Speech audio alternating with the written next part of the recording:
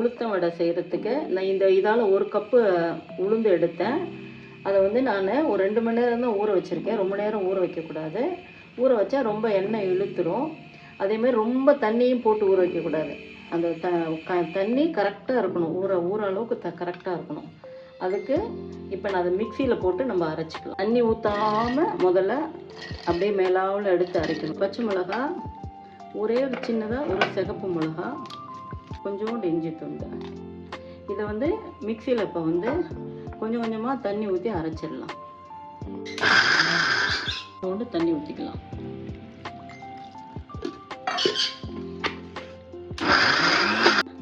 இன்னும் ஒரு 2-3 வாட்டி வைப்பரில் போட்டுடலாம்.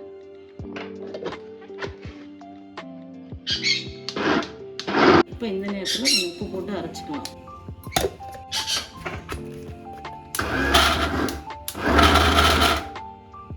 இப்போ உளுந்த மாவு இந்த அளவுக்கு ரெடி ஆகிடுச்சு. பாருங்கள், கெட்டியாக இருக்குது. கருவேப்பிலை கொஞ்சம், கொத்தமல்லி கொஞ்சம், வெங்காயம். இந்த வெங்காயத்தை வந்து சும்மா இப்படி நசுக்கி போடணும்.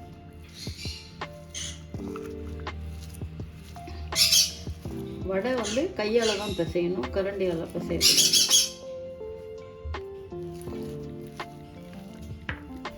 இப்போ நான் வந்து வெத்தலை வச்சுருக்கேன். வாழை இலை இருக்கிறவங்க வாழை இலையும் போடலாம். முதல்ல தண்ணியை தடவிக்கணும். எடுத்து அப்படியே வாழை வச்சுட்டு தண்ணியை தொட்டு நடுவில் ஒரு ஓட்டை போட்டுட்டு அப்படியே பார்த்தா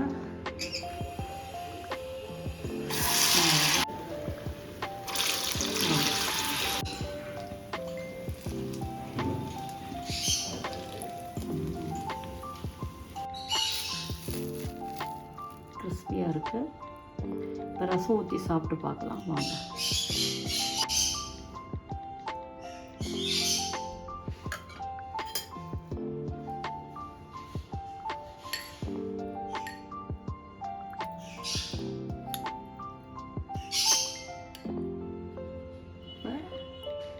கிறிஸ்பியான ரச வடை தயார்.